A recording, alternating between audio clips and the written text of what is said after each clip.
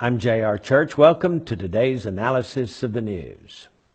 Albert Pike was one of the most colorful characters in American history.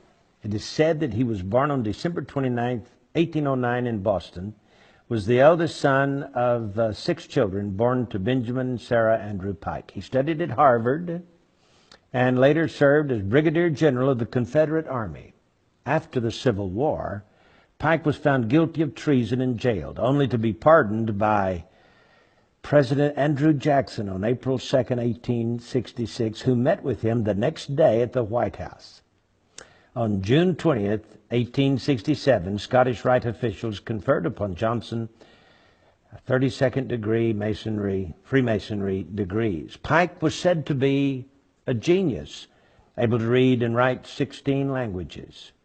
He was one of the founding fathers of the head of the ancient accepted Scottish Rite of Freemasonry, being the Grand Commander of North America Freemasonry from 1859, and retained that position until his death in 1891. In 1869, he was the top leader of the Knights of the Ku Klux Klan. Pike was said to be a Satanist who indulged in the occult, and he apparently possessed a bracelet which he used to summon Lucifer, with whom he had constant communication. He was the Grand Master of a Luciferian group known as the Order of the Palladium, or of Sovereign Council of Wisdom, it's also been called, which had been founded in Paris in 1737.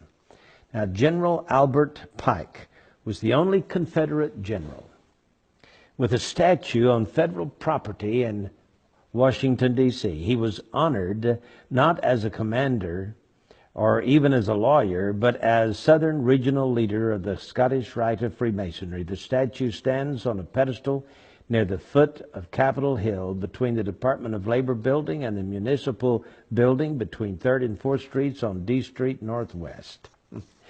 Now, I tell you all of this because it is said that he received a vision from his mentor, Mr. Lucifer, I guess, on August 15, 1871.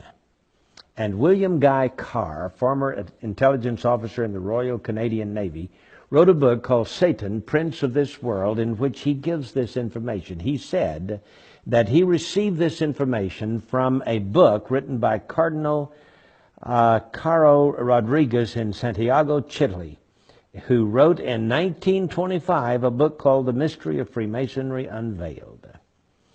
And in this book, in 1925, it is said that he wrote a letter to a man named Mazzini in which he described this dream. And in the dream, he predicted 3 world wars. The First World War, he said, must be brought about, and I'm quoting from Albert Pike. The First World War must be brought about in order to permit the Illuminati to overthrow the power of the czars in Russia and of making that country a fortress of atheistic communism. The divergences caused by the agents of the Illuminati between the British and German empires will be used to foment this war. At the end of the war, communism will be built and used in order to destroy the other governments and in order to weaken the religions. Now, students of history will know that Otto von Bismarck forged certain alliances between 1871 and 1898, which brought about this war, this World War I.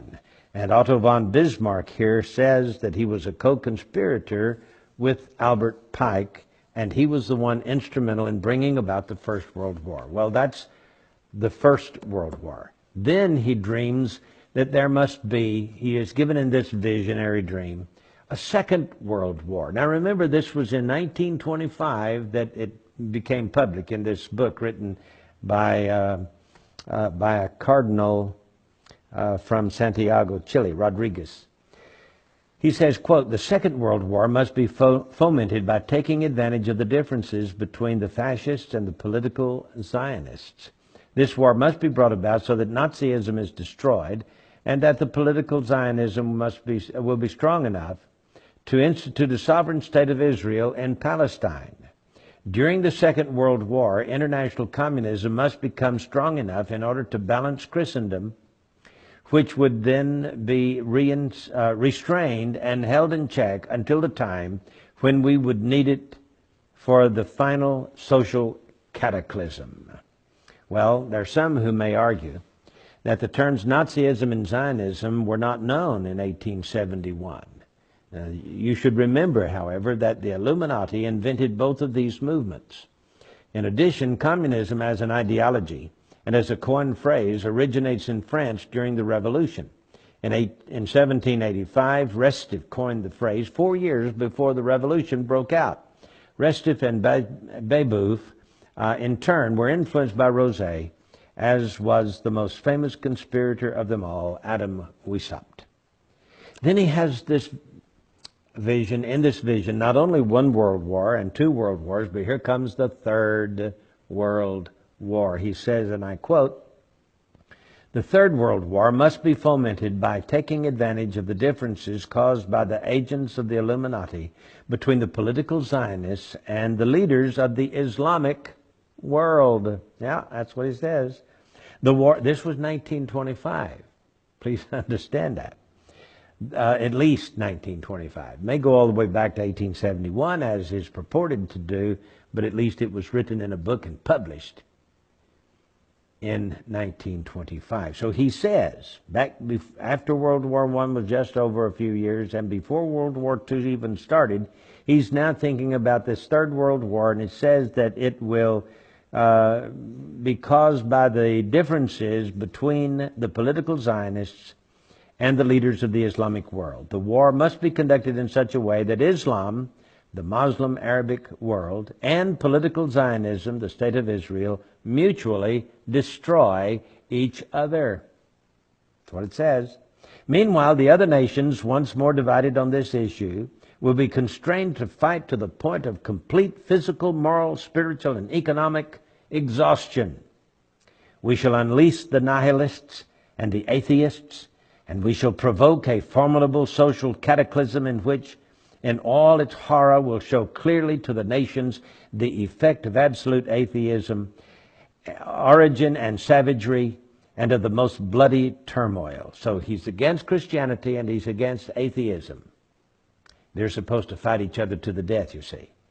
Then, he says, everywhere the citizens obliged to defend themselves against the world minority of revolutionaries will exterminate those destroyers of civilization and the multitude, disillusioned with Christianity, whose deistic spirits will from that moment be without compass or direction, anxious for an ideal, but without knowledge where to render its adoration, will receive the true light through the universal manifestation of the pure doctrine of Lucifer.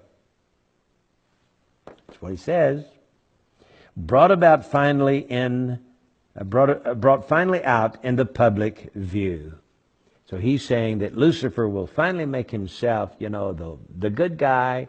He's going to save the world from these atheists who don't believe in deity and from these Christians who believe in the good God.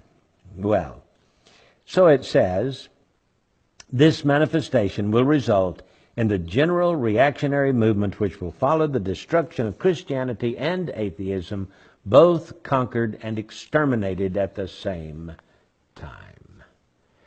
Well, I don't know if it's true, but I can tell you that it sure has played into what is being carried on in the Middle East today.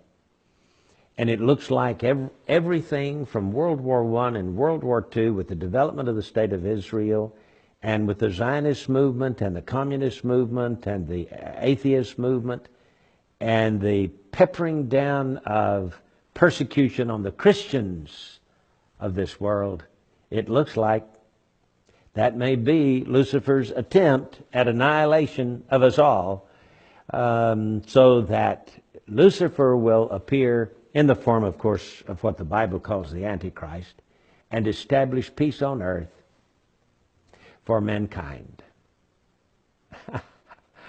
I got news for all those Illuminatists. Their little plan will only last for 3.5 years and will be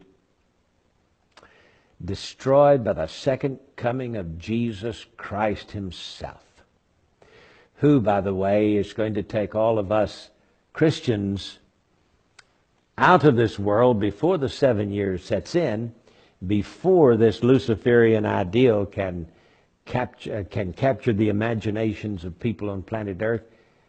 There won't be a fight between Christianity and atheism, because we will be gone. But the atheists, they might meet their demise at the hands of the Antichrist when he introduces Lucifer, his old pal. I can tell you this, they're all going to be thrown into the lake of fire. So says the Word of God, and I believe it from cover to cover. I'm J.R. Church. We'll see you again tomorrow with our analysis of the news.